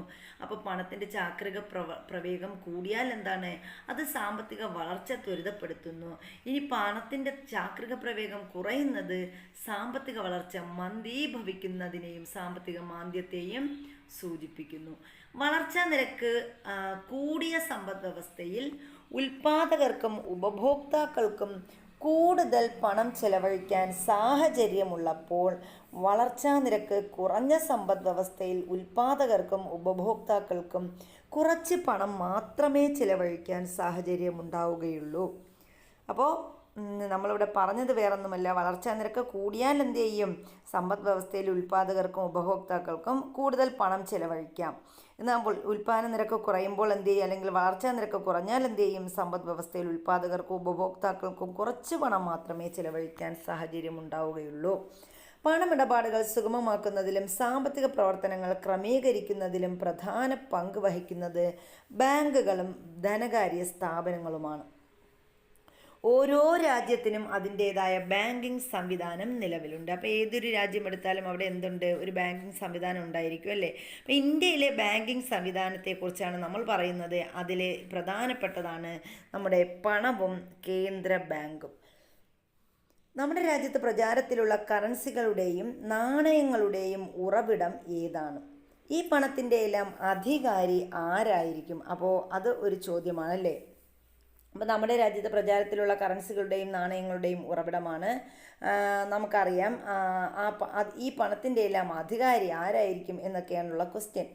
ഓരോ രാജ്യത്തും അതാത് രാജ്യത്തിൻ്റെ കേന്ദ്ര ബാങ്കുകളായിരിക്കും ഈ പണത്തിൻ്റെ എല്ലാം അന്തിമ അധികാരി. അപ്പോൾ ഓരോ രാജ്യം എടുത്ത് നോക്കുകയാണെങ്കിൽ ആ രാജ്യത്തിൻ്റെ കേന്ദ്ര ബാങ്കുകളാണ് എന്ത് ചെയ്യുന്നത്? പണത്തിൻ്റെ എല്ലാം അന്തിമ അധികാരി എന്ന് പറയുന്നത്. ഇന്ത്യയുടെ കേന്ദ്ര ബാങ്ക് റിസർവ് ബാങ്ക് ഓഫ് ഇന്ത്യയാണ്. അപ്പോൾ ഇന്ത്യയുടെ കേന്ദ്ര ബാങ്ക് ഏതാണ്? റിസർവ് ബാങ്ക് ആണെന്ന് നമുക്കറിയാം, അഥവാ RBI ആണെന്ന് നമുക്കറിയാം. റിസർവ് ബാങ്കിൻ്റെ തലവൻ ആരാണ്? റിസർവ് ബാങ്ക് ഗവർണറാണ്. അപ്പോൾ റിസർവ് ബാങ്കിൻ്റെ തലവൻ ആരാണ് എന്ന് ചോദിച്ചാൽ അതാരായിരിക്കും? റിസർവ് ബാങ്ക് ഗവർണറാണ്. 1934 reserve bank of India act പ്രകാരം, അപ്പോൾ 1934 reserve bank of India act ഇറങ്ങുന്നത്. ആ ആക്ട് പ്രകാരം 1935 ഏപ്രിൽ 1 എന്ത് ചെയ്യുന്നത്? റിസർവ് ബാങ്ക് സ്ഥാപിതമാകുന്നത്. റിസർവ് ബാങ്ക് സ്ഥാപിതമാകുമ്പോൾ റിസർവ് ബാങ്കിൻ്റെ ആസ്ഥാനം എവിടെയാണ്? അത് കൊൽക്കത്തയിലാണ്. അതിനുശേഷം 1937 ഈ കൊൽക്കത്തയിൽ നിന്നുള്ള ആസ്ഥാനം എങ്ങോട്ട് മാറ്റി? മുംബൈയിലേക്ക് മാറ്റി. 1949 റിസർവ് ബാങ്ക് ഓഫ് ഇന്ത്യ എന്ത് ചെയ്തു? ദേശസാൽക്കരിക്കപ്പെട്ടു. സമ്പദ് വ്യവസ്ഥയിലെ ബാങ്കുകൾ, ബാങ്കുതര ധനകാര്യ സ്ഥാപനങ്ങൾ എന്നിവയുടെ പ്രവർത്തനം നിയന്ത്രിക്കുന്നതും ഏകോപിപ്പിക്കുന്നതും കേന്ദ്ര ബാങ്കാണ്. അപ്പോൾ സമ്പദ് വ്യവസ്ഥയിലെ ബാങ്കുകളും അതുപോലെ ബാങ്കുതര ധനകാര്യ സ്ഥാപനങ്ങൾ ഇവയുടെയൊക്കെ പ്രവർത്തനം നിയന്ത്രിക്കുന്നതും ഏകോപിപ്പിക്കുന്നതും ആരാണ്? നമ്മുടെ കേന്ദ്ര ബാങ്കാണ്. അപ്പം നമുക്ക് ഈ കേന്ദ്ര ബാങ്ക് അല്ലെങ്കിൽ നമ്മുടെ റിസർവ് ബാങ്കിൻ്റെ ധർമ്മങ്ങൾ എന്തൊക്കെയാണെന്നാണ് അടുത്ത് നമ്മൾ പഠിക്കാൻ പോകുന്നത്. വളരെ വളരെ ഇമ്പോർട്ടൻ്റ് ആയിട്ടുള്ള കാര്യമാണ് റിസർവ് ബാങ്കിൻ്റെ ധർമ്മങ്ങൾ. അപ്പോൾ ഒന്നാമത്തെ ധർമ്മമാണ് എന്താ? കറൻസി നോട്ടുകൾ അച്ചടിച്ചിറക്കുന്നു. അപ്പോൾ കറൻസി നോട്ടുകൾ അച്ചടിച്ചിറക്കുന്നത് ആരാ? റിസർവ് ബാങ്ക് അഥവാ കേന്ദ്ര ബാങ്കാണ്. 1934 reserve bank of India act പ്രകാരം നാണയങ്ങളും 1 രൂപ നോട്ടും ഒഴികെയുള്ള എല്ലാ കറൻസികളും അച്ചടിച്ചിറക്കാൻ അധികാരമുള്ളത് ആർക്കാണ്? റിസർവ് ബാങ്ക് ഓഫ് ഇന്ത്യക്കാണ്. അപ്പോൾ 1934 reserve bank of India act പ്രകാരമാണ് ഈ 1 രൂപ നോട്ടും നാണയങ്ങളും അടിച്ചിറക്കാൻ ആർക്ക് അധികാരം? അതൊഴികെ ബാക്കി എല്ലാ റിസർവ് ബാങ്കിൻ്റെ എല്ലാ കറൻസികളും അടിച്ചിറക്കാനുള്ള അവകാശം ആർക്കാണ്? നമ്മുടെ റിസർവ് ബാങ്ക് ഓഫ് ഇന്ത്യക്കാണ്. നാണയങ്ങൾ 1 രൂപ നോട്ട് എന്നിവ അടിച്ചിറക്കുന്നത് അപ്പോൾ ആരാ? ഇന്ത്യ ഗവൺമെൻറ്റിൻ്റെ ധനകാര്യ മന്ത്രാലയമാണ്. അപ്പോൾ നാണയങ്ങളും അതുപോലെ തന്നെ 1 രൂപ നോട്ടും അടിച്ചിറക്കുന്നത് ധനകാര്യ മന്ത്രാലയമാണ്. കറൻസികൾ രൂപകൽപ്പന ചെയ്യുക, സുരക്ഷാ സവിശേഷതകൾ ഉൾപ്പെടുത്തുക, അച്ചടിച്ച് വിതരണം ചെയ്യുക എന്നീ ധർമ്മങ്ങളും നിർവഹിക്കുന്നത് റിസർവ് ബാങ്ക് ഓഫ് ഇന്ത്യയാണ്. അപ്പോൾ റിസർവ് ബാങ്ക് എന്തൊക്കെ ചെയ്യുന്നുണ്ട്? നമ്മുടെ കറൻസി രൂപകൽപ്പന ചെയ്യുന്നു. ഏത് രീതിയിലുള്ള കറൻസിയാണ് വേണ്ടത്, അങ്ങനെ രൂപകൽപ്പന, സുരക്ഷാ സവിശേഷതകൾ ഉൾപ്പെടുത്തുന്നതും അച്ചടിച്ച് വിതരണം ചെയ്യുക എന്നീ ധർമ്മങ്ങളൊക്കെ നിർവഹിക്കുന്നത് ആരാ? റിസർവ് ബാങ്ക് ഓഫ് ഇന്ത്യയാണ്. ഇന്ത്യ ഗവൺമെൻറ്റിൻ്റെ ഉടമസ്ഥതയിലുള്ള നാസിക് അഥവാ മഹാരാഷ്ട്ര, ദേവാസ്, മധ്യപ്രദേശ് എന്നിവിടങ്ങളിലെ പ്രസ്സുകളിലും ഭാരതീയ റിസർവ് ബാങ്കിൻ്റെ ഉടമസ്ഥതയിലുള്ള ഭാരതീയ reserve bank note Mudran limited, അതായത് ഈ ഭാരതീയ reserve bank note Mudran ലിമിറ്റഡിൻ്റെ Mysore, കർണാടകത്തിലെ മൈസൂർ, അതുപോലെ സാൽബോണി, പശ്ചിമ ബംഗാളിലാണ് ഈ സാൽബോണി, ഇവിടങ്ങളിലുള്ള പ്രസ്സുകളിലാണ് എന്ത് ചെയ്യുന്നത്? കറൻസി നോട്ടുകൾ അച്ചടിക്കുന്നത്. അപ്പോൾ കറൻസി നോട്ടുകൾ അച്ചടിക്കുന്ന പശ്ചിമ ബംഗാളിലെ സ്ഥലം ഏതാണെന്ന് ചോദിക്കാം. അതേതാണ്? സാൽബോണിയാണ്. അതുപോലെ കർണാടകത്തിലെ നോട്ടുകൾ അച്ചടിക്കുന്നത് എവിടെയാണ്? മൈസൂറിലാണ്. പിന്നെ നമ്മൾ എന്താ പറഞ്ഞത്? നമ്മുടെ റിസർവ് ബാങ്കിൻ്റെ ഉടമസ്ഥതയിലുള്ള മറ്റ് പ്രസ്സുകൾ എന്ന് പറയുന്നത് ഏതൊക്കെയാണ്? നാസിക്, മഹാരാഷ്ട്രയിലെ നാസിക്കും മധ്യപ്രദേശിലെ ദേവാസ് എന്നിവിടങ്ങളിലെ പ്രസ്സുകളുമെല്ലാം ഒക്കെയാണ് എന്ത് ചെയ്യുന്നത്? നമ്മുടെ റിസർവ് ബാങ്കിൻ്റെ കറൻസി നോട്ടുകൾ എന്ത് ചെയ്യുന്നത്? അച്ചടിച്ചിരിക്കുന്നത്. നാണയങ്ങൾ നിർമ്മിക്കുന്നത് ഇന്ത്യ ഗവൺമെൻറ് ഉടമസ്ഥതയിലുള്ള മുംബൈ, ഹൈദരാബാദ്, കൊൽക്കത്ത, നോയിഡ എന്നിവിടങ്ങളിലെ മിൻറ്റുകളിലാണ്. അപ്പോൾ നാണയങ്ങൾ നിർമ്മിക്കുന്നത് എവിടെയാണ്? നമ്മുടെ ഇന്ത്യ ഗവൺമെൻറ്റിൻ്റെ ഉടമസ്ഥതയിലുള്ള മുംബൈ, ആ സ്ഥലങ്ങൾ കറക്റ്റ് നമ്മൾ ഓർത്ത് വയ്ക്കുക. മുംബൈ, ഹൈദരാബാദ്, കൊൽക്കത്ത, നോയിഡ. അപ്പോൾ ചിലപ്പോൾ ഇതിൽ ഉൾപ്പെടാത്തത് ഇങ്ങനെയൊക്കെ ചോദിക്കാം. അപ്പോൾ മുംബൈ, കൊൽക്കത്ത, നോയിഡ, ഹൈദരാബാദ് എന്നിവിടങ്ങളിലെ മിൻറ്റുകളിലാണ് എന്ത് ചെയ്യുന്നത്? നാണയങ്ങൾ അടിച്ചിറക്കുന്നത്. ഒരിക്കൽ പ്രചാരത്തിലുള്ള കറൻസികൾ ഗവൺമെൻറ് നിർദ്ദേശം കണക്കിലെടുത്ത് റിസർവ് ബാങ്ക് ഓഫ് ഇന്ത്യക്ക് പിൻവലിക്കാം. അപ്പോൾ ഒരിക്കൽ പ്രചാരത്തിലുള്ള കറൻസി എന്ത് ചെയ്യാൻ പറ്റും? നമുക്ക് റിസർവ് ബാങ്കിന് ഈ ഗവൺമെൻറ്റിൻ്റെ നിർദ്ദേശമനുസരിച്ച് എന്ത് ചെയ്യാം? പിൻവലിക്കാം. ഇങ്ങനെ പിൻവലിക്കുന്ന ആ ഒരു സംവിധാനത്തിന് പറയുന്ന പേരാണ് ഡിമോണിറ്റൈസേഷൻ. അപ്പോൾ ഡിമോണിറ്റൈസേഷൻ എന്ന് പറഞ്ഞാൽ എന്താണ്? ഒരിക്കൽ പ്രചാരത്തിലുള്ള കറൻസികൾ ഗവൺമെൻറ് നിർദ്ദേശം കണക്കിലെടുത്ത് റിസർവ് ബാങ്ക് പിൻവലിക്കുന്നു. അതിനെയാണ് നമ്മൾ ഡിമോണിറ്റൈസേഷൻ എന്ന് പറയുന്നത്. അപ്പോൾ ഡിമോണിറ്റൈസേഷൻ എന്താണെന്നൊരു കോളത്തിൽ തന്നിരിക്കുന്നു. ഒന്നുകൂടി നമുക്ക് നോക്കാം. 2016 നവംബർ 8 ഇന്ത്യയിൽ അടുത്ത കാലത്തായി ഡിമോണിറ്റൈസേഷൻ നടപ്പിലാക്കിയത്. അപ്പോൾ ഇന്ത്യയിൽ ഈ അടുത്ത കാലത്തായിട്ട് അവസാനമായിട്ട് ഡിമോണിറ്റൈസേഷൻ വന്നത് എന്ന് ചോദിച്ചാൽ എന്നാണ്? 2016 നവംബർ 8. അഴിമതി, കള്ളപ്പണം, ഭീകരവാദം, വ്യാജ കറൻസികൾ എന്നിവ തടയുകയായിരുന്നു ഉദ്ദേശം. അപ്പോൾ ഡിമോണിറ്റൈസേഷൻ്റെ ഉദ്ദേശം എന്താണ്? അഴിമതി, കള്ളപ്പണം, ഭീകരവാദം, വ്യാജ കറൻസികൾ എന്നിവ തടയുകയാണ് ലക്ഷ്യം. അന്ന് വരെ നിലവിലുണ്ടായിരുന്ന 500 രൂപ, 1000 രൂപ എന്നീ കറൻസി നോട്ടുകൾ ലീഗൽ ടെൻഡർ പ്രകാരം എന്ത് ചെയ്തു? അത് അല്ല, ലീഗൽ ടെൻഡർ അല്ല എന്ന് പ്രഖ്യാപിച്ചു. അതാണ് ഈ 500 രൂപ, 1000 രൂപ നോട്ട് കറൻസികൾ പിൻവലിച്ചുകൊണ്ട് വന്ന പ്രഖ്യാപനം. എന്താണ്? ഈ 500 രൂപയും 1000 രൂപയും എന്തല്ല? ലീഗൽ ടെൻഡർ അല്ല എന്ന് പ്രഖ്യാപിച്ചതാണ് 2016 നവംബർ 8-ന്. 500 രൂപ, 1000 രൂപ കറൻസി നോട്ടുകൾ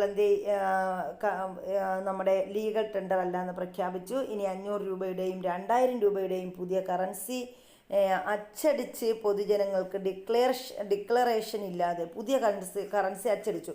അപ്പോൾ ഈ 500-ൻ്റെയും 1000-ൻ്റെയും പിൻവലിച്ചിട്ട് പിന്നെന്ത് ചെയ്തു? 500-ൻ്റെയും 2000-ൻ്റെയും പുതിയ കറൻസികൾ അച്ചടിക്കുകയും ചെയ്തു അതിന് പകരമായിട്ട്.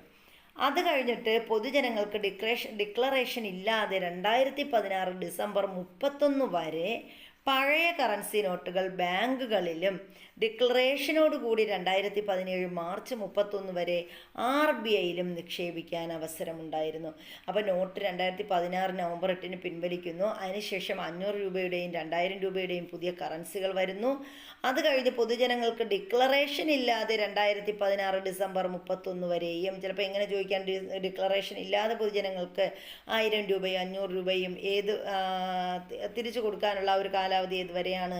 അത് 2016 ഡിസംബർ 31 വരെ ഡിക്ലറേഷൻ ഇല്ലാതെയും, ഇനി ഡിക്ലറേഷനോടുകൂടി 2017 മാർച്ച് 31 വരെ RBIയിലും നിക്ഷേപിക്കാൻ അവസരമുണ്ടായിരുന്നു.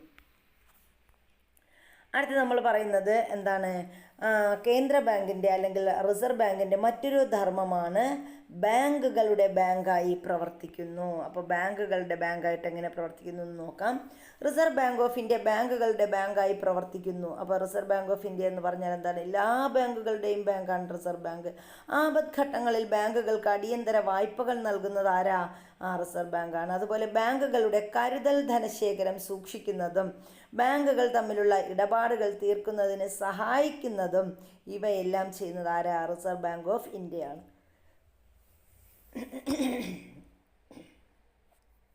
ഇനി നമ്മൾ പറയുന്നത് 1 രൂപ നോട്ടും നാണയങ്ങളും അച്ചടിക്കുന്നത് ആരാണ്?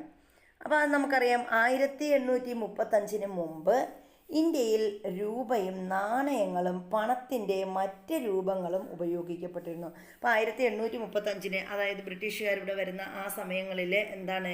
ഇന്ത്യയിൽ രൂപയും നാണയങ്ങളും പണത്തിൻ്റെ മറ്റ് രൂപങ്ങളും ഒക്കെ ഉപയോഗിച്ചിരുന്നു.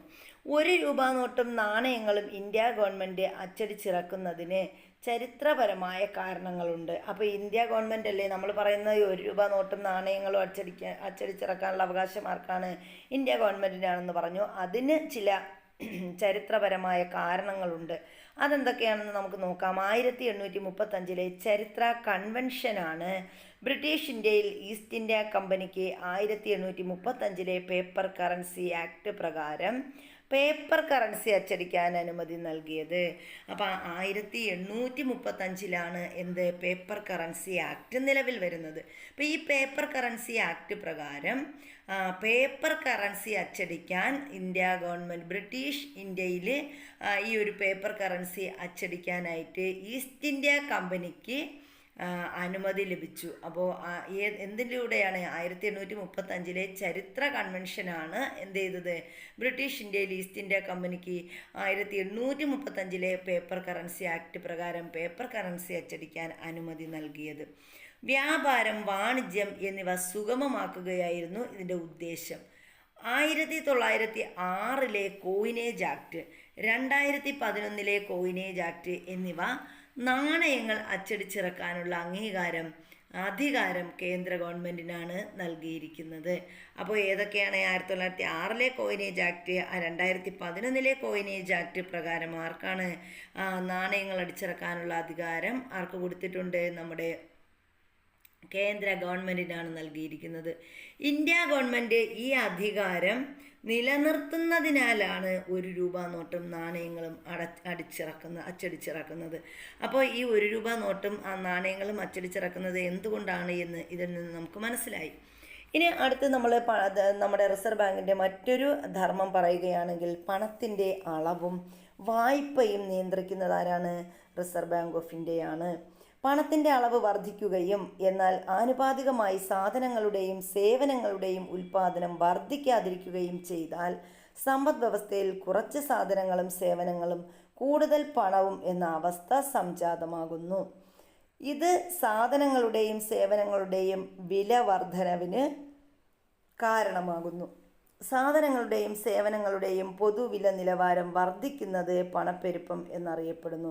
അപ്പോൾ പണത്തിൻ്റെ അളവ് വർദ്ധിക്കുകയും ആനുപാതികമായിട്ട് സാധനങ്ങളുടെയും സേവനങ്ങളുടെയും ഉൽപ്പാദനം വർദ്ധിക്കാതിരിക്കുകയും ചെയ്താൽ എന്തിന് കാരണമാവും? അതുപോലെ അങ്ങനെ ചെയ്യുമ്പോൾ സമ്പദ് വ്യവസ്ഥയിൽ കുറച്ച് സാധനങ്ങളും സേവനങ്ങളും കൂടുതൽ പണവും എന്ന അവസ്ഥ സംജാതമാകും. അല്ലേ? സാധനങ്ങളും സേവനങ്ങളും വളരെ കുറവാണ്, പക്ഷെ ആളുകളുടെ കയ്യിൽ ഇഷ്ടം പോലെ പണമുണ്ട്, പക്ഷെ മേടിക്കാൻ സാധനങ്ങളില്ല. അങ്ങനെ വരുമ്പോൾ എന്ത് ചെയ്യും? പണപ്പെരുപ്പം ഉണ്ടാകുന്നു. ഇത് സാധനങ്ങളുടെ സേവനങ്ങളുടെയും വില വർധനവിന് കാരണമാകുകയും ചെയ്യുന്നു. സാധനങ്ങളുടെയും സേവനങ്ങളുടെയും പൊതുവില നിലവാരം വർദ്ധിപ്പിക്കുന്നത് പണപ്പെരുപ്പം എന്നറിയപ്പെടുന്നു. അപ്പം എന്താ പണപ്പെരുപ്പം എന്ന് പറഞ്ഞാൽ?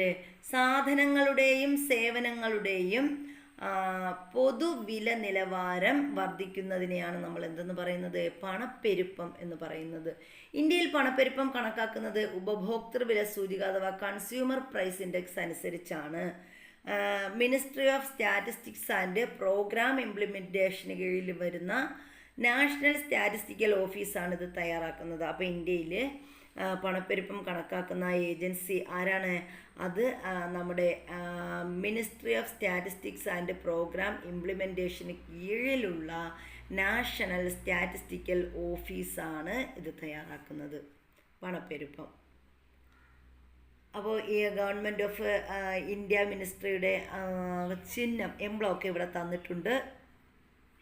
Ministry of statistics and programme implementation.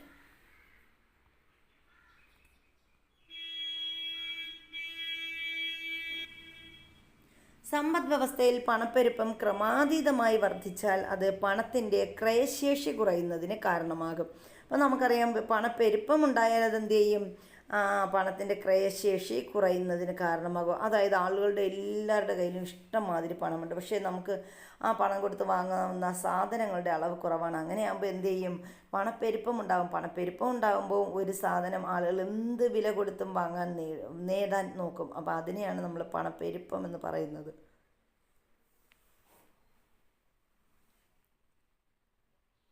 സാമ്പത്തിക വളർച്ച, ഉൽപ്പാദനം എന്നിവയെ പ്രതികൂലമായി ബാധിക്കുകയും ചെയ്യും. അപ്പോൾ ഈ പണപ്പെരുപ്പം, അതായത് പണത്തിൻ്റെ ക്രയശേഷി കുറയുന്നത് എന്തിന് കാരണമാകുന്നു? സാമ്പത്തിക വളർച്ച, ഉൽപ്പാദനം എന്നിവയെ പ്രതികൂലമായി ബാധിക്കുകയും ചെയ്യുന്നു. അതിനാൽ പണപ്പെരുപ്പം നിയന്ത്രിക്കപ്പെടേണ്ടതാണ്. പണപ്രദാനത്തിൻ്റെ അളവ് കൂടുന്നതാണ് പണപ്പെരുപ്പത്തിന് ഒരു കാരണം. അപ്പോൾ പണപ്പെരുപ്പത്തിനുള്ള ഒരു കാരണം എന്താണ്? പണപ്രദാനത്തിൻ്റെ അളവ് കൂടുന്നതാണ്. ഇനി ഓഗസ്റ്റ് 2023, സെപ്റ്റംബർ 2023 പൊതു ഉപഭോക്തൃ വില സൂചികയെ അടിസ്ഥാനമാക്കിയ പണപ്പെരുപ്പമാണ് ചുവടെ തന്നിരിക്കുന്നത്. അപ്പോൾ എന്താണ് ആഗസ്റ്റ് 2023 സെപ്റ്റംബർ 2023 പണപ്പെരുപ്പ നിരക്കുമായി താരതമ്യം ചെയ്യുമ്പോൾ ഈ 2 മാസങ്ങളിലുള്ള പണപ്പെരുപ്പത്തിലുള്ള വ്യത്യാസം എന്നതാണ് അടുത്ത് നമ്മൾ നോക്കാൻ പോകുന്നത്. അപ്പോൾ ഓഗസ്റ്റ് 2023, സെപ്റ്റംബർ 2023 ഈ 2 മാസങ്ങളിലെയും ഇന്ത്യയിലെ ഗ്രാമം, നഗരം, മൊത്തത്തിൽ ഒക്കെയുള്ള പണപ്പെരുപ്പ നിരക്കുകളാണ് ഈ തന്നിരിക്കുന്നത്. അപ്പോൾ നമുക്ക് നോക്കുകയാണെങ്കിൽ ഇന്ത്യയിലെ ഗ്രാമത്തിൽ ആഗസ്റ്റ് 23 7.02 ആണ് ഗ്രാമത്തിലെ പണപ്പെരുപ്പ നിരക്ക് എന്ന് പറയുന്നത്. അത് നഗരത്തിൽ വരുമ്പോൾ 6.59 ആണ്. ഇനി മൊത്തത്തിൽ നമ്മൾ നോക്കുകയാണെങ്കിൽ 6.83 ആണ് ഇന്ത്യയിൽ മൊത്തത്തിൽ ഓഗസ്റ്റ് മാസത്തിലെ പണപ്പെരുപ്പ നിരക്ക് എന്ന് പറയുന്നത്. ഇനി സെപ്റ്റംബർ 2023 ഗ്രാമങ്ങളിൽ വരുമ്പോൾ 5.33, നഗരങ്ങളിലാണെങ്കിൽ 4.65, മൊത്തത്തിൽ നോക്കുകയാണെങ്കിൽ 5.02. ഇനി കേരളത്തിലെ പണപ്പെരുപ്പ നിരക്ക് 2023 ഓഗസ്റ്റ് മാസത്തിൽ എത്രയായിരുന്നു? 6.40, ഗ്രാമത്തിലും 6.08 നഗരത്തിലും. മൊത്തം നമ്മൾ നോക്കുകയാണെങ്കിൽ 6.26 ആണ് പണപ്പെരുപ്പ നിരക്ക് കേരളത്തിൽ. അതുപോലെ നമ്മുടെ സെപ്റ്റംബർ 2023 നോക്കുകയാണെങ്കിൽ 4.59 ഗ്രാമത്തിൽ കേരളത്തിലെ പണപ്പെരുപ്പ നിരക്ക്, 4.93 നഗരത്തിലെ പണപ്പെരുപ്പ നിരക്ക്. അതുപോലെ മൊത്തം നോക്കുകയാണെങ്കിൽ 4.78 0.72 ആണ് മൊത്തത്തിലുള്ള പണപ്പെരുപ്പ നിരക്ക് എന്ന് പറയുന്നത്. അപ്പോൾ ഓഗസ്റ്റ് 2023 പണപ്പെരുപ്പ നിരക്കുമായി താരതമ്യം ചെയ്യുമ്പോൾ 2023 സെപ്റ്റംബറിൽ പണപ്പെരുപ്പത്തിലുണ്ടായ മാറ്റം എത്രയാണ്? അപ്പം നമുക്ക് കാണുമ്പോൾ തന്നെ മനസ്സിലാവും, ഒറ്റ നോട്ടത്തിൽ നോക്കുന്ന ഒരാൾക്ക് പെട്ടെന്ന് മനസ്സിലാവും, ആഗസ്റ്റ് മാസത്തെ അപേക്ഷിച്ച് സെപ്റ്റംബർ മാസത്തിലാണ് എന്ത് കൂടുതൽ കുറവ്, പണപ്പെരുപ്പ നിരക്ക് കുറവ് എന്ന് പറയുന്നത്. ഒരു സമ്പദ് വ്യവസ്ഥയിൽ മൊത്തമുള്ള പണത്തിൻ്റെ അളവ് എത്രയായിരിക്കുമെന്ന് നിങ്ങൾ ആലോചിച്ചിട്ടുണ്ടോ? ഒരു സമ്പദ് വ്യവസ്ഥയിലെ പൊതുജനങ്ങളുടെ കൈവശമുള്ളതും ബാങ്കുതര ധനകാര്യ സ്ഥാപനങ്ങൾ എന്നിവയിൽ ശേഖരിച്ചിട്ടുള്ള പണവും ചേർന്നതായിരിക്കില്ലേ അത്? അപ്പോൾ ഒരു സമ്പദ് വ്യവസ്ഥയിൽ മൊത്തത്തിലുള്ള പണത്തിൻ്റെ അളവ് നമ്മൾ പറയുകയാണെങ്കിൽ നമുക്ക് അറിയാം എന്താണ്, ആ സമ്പദ് വ്യവസ്ഥയിലെ പൊതുജനങ്ങളുടെ കൈവശമുള്ള പണം, അതുപോലെ ബാങ്കുതര ധനകാര്യ സ്ഥാപനങ്ങൾ എന്നിവയിൽ ശേഖരിച്ചിട്ടുള്ള പണവും ചേർത്താണ് നമ്മൾ സമ്പദ് വ്യവസ്ഥയിലെ മൊത്തത്തിലുള്ള പണത്തിൻ്റെ അളവ് കണക്കാക്കുന്നത്. റിസർവ് ബാങ്ക് നമ്മുടെ സമ്പദ് വ്യവസ്ഥയിലെ ആകെ പണത്തിൻ്റെ അളവിനെ കാണുന്നത് M1, M2, M3, M4 എന്നീ രൂപങ്ങളിലാണ്. അപ്പോൾ റിസർവ് ബാങ്ക് നമ്മുടെ സമ്പദ് വ്യവസ്ഥയിലെ പണത്തിൻ്റെ അളവ് കാണുന്നതാണ് M1, M2, M3, M4 അങ്ങനെയാണ് കാണുന്നത്. അപ്പോൾ ഓരോന്നും എന്താണെന്നാണ് അടുത്ത് നമ്മൾ നോക്കുന്നത്. എന്താണ് M1? അപ്പോൾ M1 എന്താണെന്ന് നോക്കാം. പൊതുജനങ്ങളുടെ കൈവശമുള്ള നാണയങ്ങളും കറൻസി നോട്ടുകളും വാണിജ്യ ബാങ്കുകളിലെ സമ്പാദ്യ നിക്ഷേപവുമാണ് M1 എന്ന് പറയുന്നത്. അപ്പോൾ M1 എന്ന് പറയുന്നത് എങ്ങനെയാണ്, നമ്മുടെ RBI കണക്കാക്കുന്ന റേറ്റാണ്. M1 എന്ന് പറഞ്ഞാൽ നമ്മളെപ്പോലുള്ള പൊതുജനങ്ങളുടെ കൈവശമുള്ള നാണയങ്ങളും കറൻസി നോട്ടുകളും അതുപോലെ വാണിജ്യ ബാങ്കുകളിലെ സമ്പാദ്യ നിക്ഷേപവുമാണ് M1 കണക്കാക്കുന്നത്. ഇനി M2 ആണെങ്കിലോ, M1 plus post office savings ബാങ്കുകളിലെ സമ്പാദ്യ നിക്ഷേപം. അപ്പോൾ M2 വരുന്നത് എന്താണ്, M1 plus post office savings ബാങ്കുകളിലെ സമ്പാദ്യ നിക്ഷേപം. നമ്മളെ കൈവശമുണ്ടായിരുന്ന ആദ്യം പറഞ്ഞ M1 പിന്നെ M1 പ്ലസ് ഏതാണ്, പോസ്റ്റ് ഓഫീസ് സേവിങ്സ് ബാങ്കുകളിലെ സമ്പാദ്യ നിക്ഷേപം കൂടി ചേർന്നതിനെയാണ് നമ്മൾ M2 എന്ന് പറയുന്നത്. ഇനി എന്താണ് M3 എന്ന് പറഞ്ഞാൽ, M1 പ്ലസ് വാണിജ്യ ബാങ്കുകളിലെ അറ്റ സ്ഥിര നിക്ഷേപം. അതാണ് M3 കണക്കാക്കുന്നത്. M1 വാണിജ്യ ബാങ്കുകളിലെയും അറ്റ സ്ഥിര നിക്ഷേപം. ഇതൊക്കെ ചോദിക്കാൻ ചാൻസ് ഉള്ളതാണ് കേട്ടോ, സ്റ്റേറ്റ്മെൻറ്റ് ലെവലിൽ ചോദിക്കാം. M3 എന്ന് പറയുമ്പോൾ എന്തൊക്കെ ചേർത്താണ് കണക്കാക്കുന്നത്. ഇനി M4 വരുമ്പോൾ M3 പ്ലസ് പോസ്റ്റ് ഓഫീസുകളിലെ മൊത്ത നിക്ഷേപം, അതായത് നാഷണൽ സേവിങ്സ് സർട്ടിഫിക്കറ്റുകൾ ഒഴികെയുള്ളത്, അതാണ് M4 കണക്കാക്കുന്നത്. അപ്പോൾ M4 എന്ന് പറയുമ്പോൾ എന്താണ്, M3 പ്ലസ് പോസ്റ്റ് ഓഫീസുകളിലെ മൊത്ത നിക്ഷേപം അല്ലെങ്കിൽ നാഷണൽ സേവിങ്സ് സർട്ടിഫിക്കറ്റുകൾ ഒഴികെയുള്ളതാണ് M4 കണക്കാക്കുന്നത്. അപ്പോൾ ഇതിൽ M1, M2 എന്നത് ഇടുങ്ങിയ പണമെന്നും അല്ലെങ്കിൽ നാരോ മണി എന്ന് പറയും. M2, M3, M4 അതായത് M1ഉം M2നെയുമാണ് നമ്മൾ ഇടുങ്ങിയ പണം അല്ലെങ്കിൽ നാരോ മണി എന്ന് പറയുന്നത്. ഇനി M3 ഉണ്ട്, M4, ഇത് രണ്ടും കൂടെ ചേർന്നാൽ നമ്മൾ എന്തെന്ന് പറയുന്നു, വിശാല പണം അല്ലെങ്കിൽ ബ്രോഡ് മണി എന്നും പറയുന്നു. അപ്പോൾ എന്താണ് ബ്രോഡ് മണി, എന്താണ് നാരോ മണി എന്ന് ചോദിച്ചാൽ M1, M2 എന്നതാണ് ഇടുങ്ങിയ പണം അഥവാ നാരോ മണി. M3ഉം M4ഉം ചേർന്നതാണ് ബ്രോഡ് മണി എന്ന് അറിയപ്പെടുന്നത്. ബാങ്കുകൾ അനിയന്ത്രിതമായി വായ്പകൾ നൽകുന്നത് സമ്പദ് വ്യവസ്ഥയിലെ പണസമ്പ്രദായം വർദ്ധിക്കുന്നതിനും പണപ്പെരുപ്പത്തിനും കാരണമാകുന്നു. അപ്പോൾ ഈ ബാങ്കുകൾ അനിയന്ത്രിതമായിട്ട് വായ്പ നൽകുന്നത് നമ്മുടെ സമ്പദ് വ്യവസ്ഥയിലെ പണപ്രദാനം വർദ്ധിക്കുന്നതിന് അതുപോലെ തന്നെ പണപ്പെരുപ്പത്തിനും എന്താണ് കാരണമാകും. ഇത് നിയന്ത്രിക്കേണ്ടതാണ്. അപ്പോൾ ഈ പണപ്പെരുപ്പം നമ്മൾ എന്ത് ചെയ്യണം, അനിയന്ത്രിതമായ പണപ്പെരുപ്പം നമ്മൾ നിയന്ത്രിക്കേണ്ട അത്യാവശ്യമാണ്. വായ്പകൾ നിയന്ത്രിക്കുന്നതിന് RBI അളവുപരമായ ഉപാധികൾ, ഗുണപരമായ ഉപാധികൾ എന്നിവ ഉപയോഗിക്കുന്നു. അപ്പോൾ ഈ വായ്പകൾ നിയന്ത്രിക്കുന്നതിന് RBI 2 അളവുകൾ ഉപയോഗിക്കുന്നുണ്ട്. അതിലൊന്നാമത്തെ അളവുപരമായ ഉപാധികളെന്നും അതിലൊന്നാമത്തേതാണ് അളവുപരമായ ഉപാധി, രണ്ടാമത്തേത് എന്താണ്, ഗുണപരമായ ഉപാധിയാണ്. അപ്പോൾ ഇനി നമ്മൾ വായ്പാ നിയന്ത്രണ ഉപാധികൾ ഏതൊക്കെയെന്നാണ് നമ്മൾ പഠിക്കാൻ പോകുന്നത്. ഇമ്പോർട്ടൻ്റ് ആണ്. വായ്പാ നിയന്ത്രണ ഉപാധികളെ നമ്മൾ 2ആയിട്ട് തരംതിരിച്ചിട്ടുണ്ട്.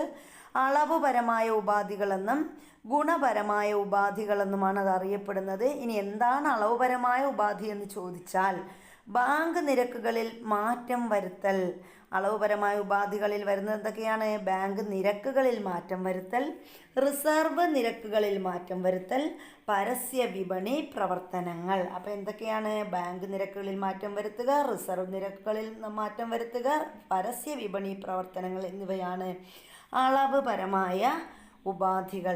ഇനി എന്താണ് ഗുണപരമായ ഉപാധികൾ?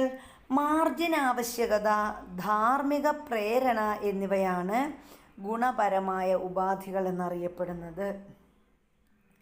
ബാങ്ക് നിരക്കുകളിൽ മാറ്റം വരുത്തിയും റിസർവ് നിരക്കുകളിൽ ഒന്നായ കരുതൽ ധനാനുപാതത്തിൽ മാറ്റം വരുത്തിയും RBI പണപ്പെരുപ്പം നിയന്ത്രിക്കുന്നത് എങ്ങനെയെന്നാണ് അടുത്ത് നമ്മൾ നോക്കാൻ പോകുന്നത്. അപ്പോൾ അതിൽ വരുന്നതാണ് റിപ്പോ നിരക്ക്, റിവേഴ്സ് റിപ്പോ എന്നിവയാണ് പ്രധാനപ്പെട്ട ബാങ്ക് നിരക്കുകൾ എന്ന് പറയുന്നത്. അപ്പോൾ പ്രധാനപ്പെട്ട ബാങ്ക് നിരക്കുകൾ ഏതൊക്കെയാണെന്ന് ചോദിച്ചാൽ നമുക്ക് പറയാം റിപ്പോ നിരക്കും റിവേഴ്സ് റിപ്പോ നിരക്കുമാണ്. ഉദാഹരണത്തിന് പണപ്പെരുപ്പം നിയന്ത്രണ അതീതമായി വർദ്ധിക്കുന്നുവെന്നിരിക്കട്ടെ, റിപ്പോ റിവേഴ്സ് റിപ്പോ നിരക്കുകളിൽ RBI വർധനവ് വരുത്തുന്നു.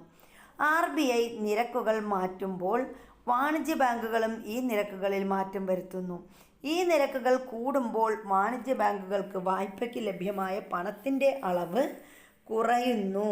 കാരണം എന്താണ്? റിവേഴ്സ് റിപ്പോ നിരക്ക് കൂടുതലാകുമ്പോൾ വാണിജ്യ ബാങ്കുകൾ റിസർവ് ബാങ്കിൽ നിക്ഷേപിക്കുന്ന പണത്തിൻ്റെ അളവ് കൂടുതലായിരിക്കും. അപ്പോൾ റിവേഴ്സ് റിപ്പോ നിരക്ക് കൂടിയാൽ എന്ത് സംഭവിക്കും? വാണിജ്യ ബാങ്കുകൾ റിസർവ് ബാങ്കിലോട്ട് അടയ്ക്കുന്ന പണത്തിൻ്റെ അളവ് കൂടും. അതുപോലെ റിപ്പോ നിരക്കുകൾ വർദ്ധിക്കുമ്പോൾ എന്താണ്? പൊതുജനങ്ങൾ എടുക്കുന്ന വായ്പയുടെ അളവ് കുറയുന്നു. അതുമൂലം സമ്പദ് വ്യവസ്ഥയിൽ ലഭ്യമായിരിക്കുന്ന പണത്തിൻ്റെ അളവ് കുറയുകയും ചെയ്യും. പലിശ നിരക്ക് വർദ്ധിക്കുമ്പോൾ ജനങ്ങൾ ഉപഭോഗ ആവശ്യത്തിന് കൂടുതൽ പണം ചെലവഴിക്കുന്നതിന് പകരം സമ്പാദ്യ നിക്ഷേപത്തിനായി പണം നീക്കിവെക്കും. കാരണം ഉപഭോഗം വേണ്ടെന്ന് വയ്ക്കുന്നത് വഴി ലഭിക്കുന്ന പ്രതിഫലം കൂടുതലാണ്. പൊതുജനങ്ങളുടെ കൈവശമുള്ള പണം വാണിജ്യ ബാങ്കുകളിലേക്കും അവിടെ നിന്ന് റിസർവ് ബാങ്കിലേക്കും എത്തുന്നു. സമ്പദ് വ്യവസ്ഥയിലെ പണത്തിൻ്റെ അളവ് കുറയുകയും പണപ്പെരുപ്പം നിയന്ത്രണ വിധേയമാവുകയും ചെയ്യുന്നു. അപ്പോൾ പണപ്പെരുപ്പം നിയന്ത്രണ വിധേയമാകുന്നത് എങ്ങനെയൊക്കെയാണെന്ന് മനസ്സിലായല്ലോ. റിവേഴ്സ് നിരക്കും റിവേഴ്സ് റിപ്പോ നിരക്കും കൂട്ടുകയും കുറയ്ക്കുകയും ഒക്കെ ചെയ്യുമ്പോഴാണ് നമ്മുടെ പണപ്പെരുപ്പം എന്ത് ചെയ്യുന്നത്? നിയന്ത്രണ വിധേയമാകുന്നത്. ഇവിടെ ഒരു ബോക്സിൽ തന്നിട്ടുണ്ട്. എന്താണ് റിപ്പോ നിരക്കെന്ന് തന്നിട്ടുണ്ട്, നമുക്ക് നോക്കാം. വാണിജ്യ ബാങ്കുകൾ റിസർവ് ബാങ്കുകളിൽ നിന്നും വായ്പ എടുക്കുമ്പോൾ ഈടാക്കുന്ന പലിശ നിരക്കാണ് റിപ്പോ നിരക്ക്. അപ്പോൾ റിപ്പോ എന്ന് പറഞ്ഞാൽ നമ്മൾ വാണിജ്യ ബാങ്കുകൾ എന്ത് ചെയ്യുന്നു? റിസർവ് ബാങ്കിൽ നിന്നും പണം വായ്പ എടുക്കും. അങ്ങനെ വായ്പ എടുക്കുമ്പോൾ റിസർവ് ബാങ്ക് ഈടാക്കുന്ന പലിശ നിരക്കാണ് റിപ്പോ നിരക്ക് എന്ന് പറയുന്നത്. ഇനി റിവേഴ്സ് റിപ്പോ നിരക്കുണ്ട്. വാണിജ്യ ബാങ്കുകൾ റിസർവ് ബാങ്കിൽ നിക്ഷേപിക്കുന്ന പണത്തിന് നൽകുന്ന പലിശയാണ് റിവേഴ്സ് റിപ്പോ നിരക്ക്. അപ്പോൾ വാണിജ്യ ബാങ്കുകൾ എന്ത് ചെയ്യുന്നു? റിസർവ് ബാങ്കിൽ പൈസ നിക്ഷേപിക്കും. ആ പൈസ നിക്ഷേപിക്കുമ്പോൾ ആ നിക്ഷേപിക്കുന്ന പണത്തിന് നൽകുന്ന പലിശ, ആ പലിശയ്ക്കാണ് റിവേഴ്സ് റിപ്പോ നിരക്ക് എന്ന് പറയുന്നത്.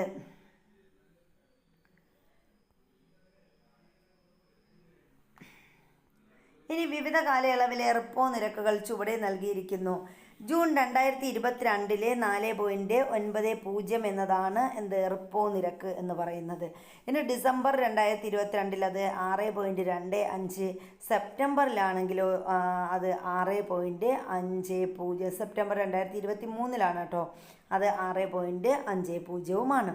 റിപ്പോ നിരക്കിലെ പ്രവണത കണ്ടെത്തിയത് കുട്ടികൾക്കുള്ള വർക്കാണ്. ജൂൺ 2022 മുതൽ ഡിസംബർ 2022 വരെയുള്ള കാലയളവിൽ വായ്പാ സമ്പാദ്യം എന്നിവയെ റിപ്പോ നിരക്ക് സ്വാധീനിച്ചത് എങ്ങനെയാണെന്ന് ചർച്ച ചെയ്യാൻ കുട്ടികൾക്കുള്ളൊരു വർക്കാണത്. ഇനി നമ്മൾ അടുത്ത് പറയുന്നത് എന്താണ്? കരുതൽ ധനാനുപാതത്തിൽ മാറ്റം വരുത്തിയും റിസർവ് ബാങ്ക് പണത്തിൻ്റെ പ്രധാനം നിയന്ത്രിക്കാറുണ്ട്. അപ്പോൾ പണത്തിൻ്റെ പ്രധാനം റിസർവ് ബാങ്ക് നിയന്ത്രിക്കുന്ന മറ്റൊരു വഴി ഏതാണ്? കരുതൽ ധനാനുപാതത്തിൽ മാറ്റം വരുത്തിയും റിസർവ് ബാങ്ക് എന്ത് ചെയ്യുന്നു? പണത്തിൻ്റെ പ്രധാനം നിയന്ത്രിക്കുന്നു. ബാങ്കുകൾ നിക്ഷേപമായി സ്വീകരിക്കുന്ന പണത്തിൽ നിന്നും റിസർവ് ബാങ്കിലേക്ക് കരുതൽ ധനമായി സൂക്ഷിക്കേണ്ട പണത്തിൻ്റെ അളവാണിത്. കരുതൽ ധന അനുപാതം കുറയുമ്പോൾ വായ്പ നൽകുന്നതിന് ബാങ്കുകളുടെ കൈവശമുള്ള പണത്തിൻ്റെ അളവ് വർദ്ധിക്കുകയും വായ്പ ലഭ്യത കൂടുകയും ചെയ്യുന്നു. അപ്പം നമ്മൾ പറഞ്ഞത് ഇത്രയേ ഉള്ളൂ. എന്താണ്? നമ്മുടെ കരുതൽ ധന അനുപാതം കുറയുമ്പോൾ എന്ത് ചെയ്യും? വായ്പ നൽകുന്നതിന് ബാങ്കുകളുടെ കൈവശമുള്ള പണത്തിൻ്റെ അളവ് വർദ്ധിക്കും, വായ്പ ലഭ്യത കൂടുകയും ചെയ്യും. അപ്പോൾ അതുവഴി ജനങ്ങളുടെ കൈവശമുള്ള പണലഭ്യത ഉയരുന്നു. എന്നാൽ കരുതൽ ധനാനുപാതം വർദ്ധിപ്പിക്കുമ്പോൾ വായ്പ നൽകാൻ ബാങ്കുകളുടെ കൈവശമുള്ള പണത്തിൻ്റെ അളവ് കുറയും. ഇത് വായ്പാ ലഭ്യത കുറയ്ക്കുകയും ജനങ്ങളുടെ കൈവശമുള്ള പണത്തിൻ്റെ അളവ് കുറയ്ക്കുകയും ചെയ്യുന്നു. അപ്പോൾ ഇതാണ് ഇവിടെ സംഭവിക്കുന്നത്.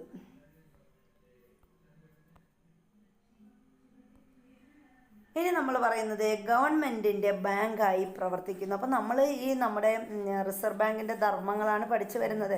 അപ്പോൾ അതിൽ അടുത്തത് എന്താണ്? ഗവൺമെൻറ്റിൻ്റെ ബാങ്കായി പ്രവർത്തിക്കുന്നു. റിസർവ് ബാങ്കിൻ്റെ മറ്റൊരു ധർമ്മമാണ് ഗവൺമെൻറ്റിൻ്റെ ബാങ്കായി പ്രവർത്തിക്കുന്നു എന്നത്.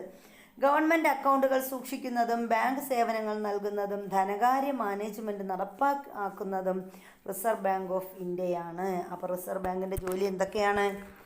റിസർവ് ബാങ്ക് ചെയ്യുന്നത് ഗവൺമെൻറ്റിൻ്റെ അക്കൗണ്ടുകൾ സൂക്ഷിക്കുക, അതുപോലെ ബാങ്കിങ് സേവനങ്ങൾ നൽകുന്നു. പിന്നെന്താണ്? ധനകാര്യ മാനേജ്മെൻറ്റ് നടപ്പിലാക്കുന്നതും ആരാണ്? റിസർവ് ബാങ്ക് അല്ലെങ്കിൽ RBI ആണ്. കൂടാതെ ഗവൺമെൻറ്റിൻ്റെ പണനയം, ധനനയം തുടങ്ങിയവയിൽ ഉപദേശം നൽകുന്നതും ആരാ? റിസർവ് ബാങ്കാണ്. അപ്പോൾ എന്താണ് ഈ പണനയം, എന്താണ് ധനനയം എന്ന് നമുക്ക് നോക്കാം. ധനനയം അല്ലെങ്കിൽ ഫിസ്ക്കൽ പോളിസി എന്ന് പറയും. അപ്പോൾ എന്താണ്? നികുതി ചുമത്തൽ, ഗവൺമെൻറ് ചെലവുകൾ എന്നിവയെ സംബന്ധിച്ച നയമാണ് ധനനയം അഥവാ ഫിസ്ക്കൽ പോളിസി എന്ന് പറയുന്നത്. അപ്പോൾ എന്താണ്? നികുതി ചുമത്തൽ, അതുപോലെ ഗവൺമെൻറ് ചെലവുകൾ എന്നിവയെ സംബന്ധിച്ച നയമാണ് ഫിസ്ക്കൽ പോളിസി അഥവാ ധനനയം. ഇനി എന്താണ് പണനയം അല്ലെങ്കിൽ മോണിറ്ററി പോളിസി ഉണ്ട്.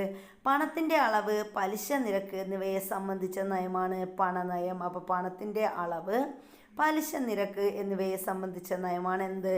പണനയം. അടുത്ത് വിദേശ നാണ്യ കരുതൽ ശേഖരത്തിൻ്റെ സൂക്ഷിപ്പ്.